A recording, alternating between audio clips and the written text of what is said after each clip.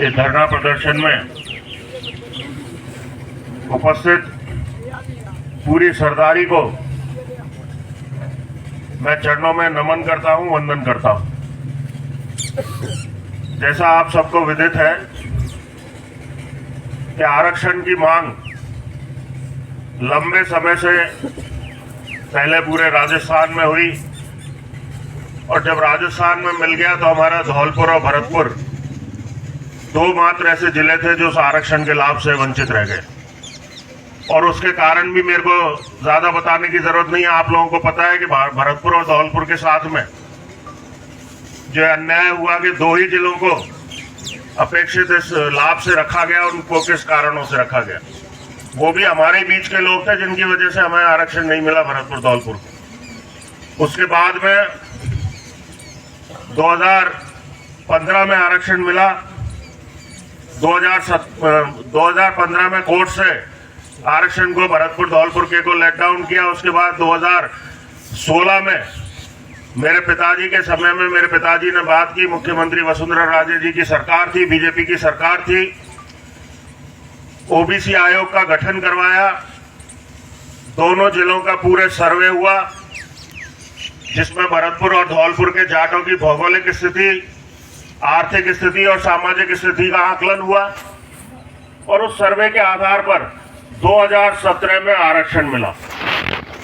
और जो वो सर्वे था ओबीसी आयोग का, वो जो पहले कहते थे कि तकनीकी खामियों की वजह से आरक्षण के लाभ से वंचित रह गए, उन सारी तकनीकी खामियों को उस सर्वे ने पूरा किया और लीगल तरीके से जाटों को भरतपुर धौलपुर के को आरक्षण स्टेट में मिला। अब मैं धन्यवाद देना चाहूंगा हमारे भाई, बड़े भाई नैम सिंह जी को, जिन्होंने फिर से समाज के अंदर एक चेतना जगाने का काम किया है। और हमारे जो आपने बात कही कि बच्चा रोए नहीं तो माँ भी दूध नहीं पिलाती, बिल्कुल सही बात है। आपने आज मांग रखी है, धरने के माध्यम से मांग रखी है। निश्चित तौर पर सरकार हमेशा से सकारात्मक रही है। पहले भी जब केंद्र में आरक्षण मिला तो माननीय हमारे महान नेता अटल बिहारी वाजपेयी जी के समय में मिला।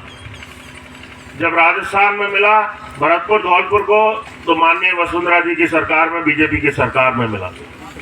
और आज तो हम ऐसे चरण में बैठे हैं जब मुख्यमंत्री जी खुद हमारे गृह जिले से, और गृह जिले से ही नहीं, हमारे सबके बीच में गले मिले एक पारिवारिक सदस्य की तरह हमारे बीच में रहे। आज मुख्यमंत्री की जिम्मेदारी उनके पास है।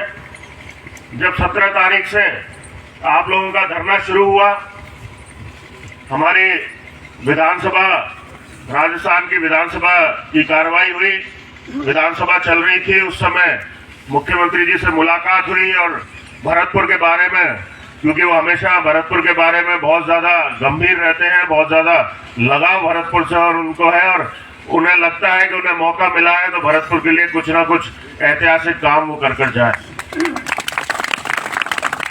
तो उनसे बड़ी गहनता के साथ में चर्चा हुई। हालांकि विषय तो उनके पहले से ही पूरा नॉलेज में है, फिर भी एक विस्तृत रूप से उनके विषय पूरा उनको बताया। और उसके बाद बहुत ही गंभीरता से इस चीज को लेते हुए उन्होंने एक समिति का गठन किया। उस समिति में कन्हैया लाल जी जो हमारे पीएचईडी मिनिस्टर हैं उनको उन्होंने रखा, अविनाश गहलोत साहब जो समाज कल्याण मंत्री हैं, क्योंकि ये विभाग उसी के उसमें आता है, उनको उसने रखा, मेरे को, और माननीय जगत सिंह जी जो विधायक नदवई हैं उनको, 4 जनों की एक समिति उन्होंने बनाई है।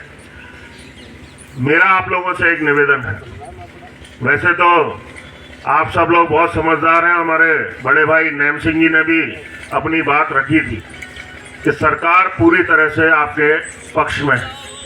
निश्चित तौर पर सारे आपके काम पक्के हैं, आपका सर्वे पूरा ओबीसी आयोग का है, पूरा लीगल तरीके से, हर एक आपकी कोई किसी चीज में कोई कमजोरी नहीं, लीगल तरीके से आपकी कोई कमजोरी नहीं है। आपको केवल अपनी आवाज उठानी थी, वो आपने उठा दी। सरकार आपके साथ है।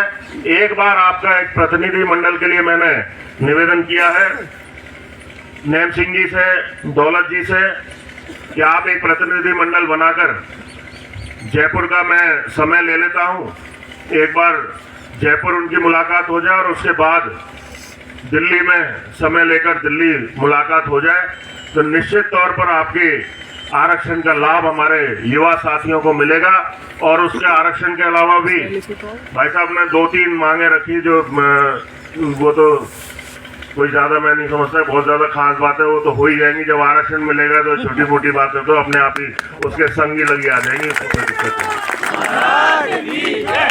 तो मेरा यही निवेदन है, 22 जनवरी मेरे पूरे भारतवर्ष में नहीं पूरी दुनिया में एक ऐसा ऐतिहासिक पल 22 जनवरी को आने वाला है। रामलला हमारे अयोध्या में स्थापित होने वाले हैं। और क्योंकि हम जाट हैं और जाटों की तो पहचान भैया हनुमान जी से, तो वैसे ही राम भक्त हैं। तो 22 जनवरी को मेरे को लगता है कि इस शुभ घड़ी में भगवान राम की कृपा हम पर पूर्णतः रहेगी। और भगवान राम पे भरोसा रखकर मैं आपको ये कह सकता हूं कि आपने जो मांग रखी है वो बहुत ही जल्द आपकी पूरी होगी, ऐसी मेरे को आशा है। सरकार से, हमारे मुख्यमंत्री जी से बहुत बहुत धन्यवाद। जय हिंद, जय भारत।